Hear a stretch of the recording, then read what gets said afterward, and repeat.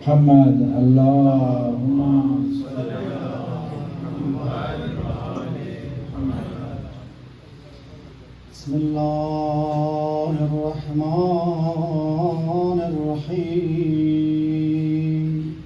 إلهي عظم البلاء وبرح الخفاء وانكشف الغطاء وانقطع الرجاء وضاقت الأرض ومنعت السماء وأنت المستعان وإليك المشتكى وعليك المعول في الشدة والرخاء.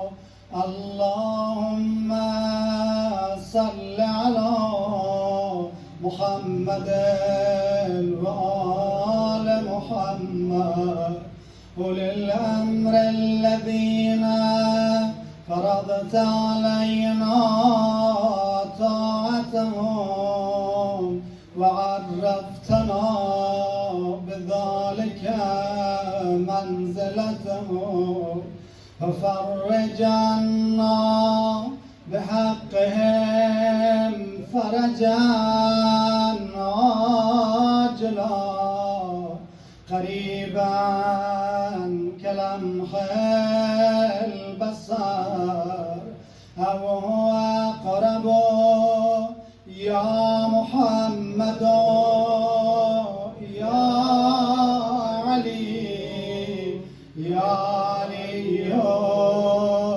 يا محمد اكفياني فإنكما كافيان وانصراني فإنكما ناصران يا مولانا يا صاحب الزمان الغوث الغوث الغوث أدركنا أدركنا أدركنا الساعة الساعة الساعة العجلة العجلة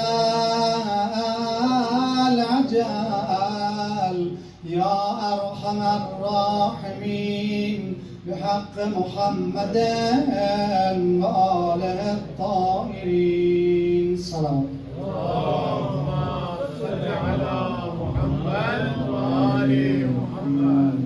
قبل مرحومين ورحمات الفاتحة مع الإخلاص والصلوات. اللهم صل على محمد وآل محمد. بسم الله الرحمن الرحيم.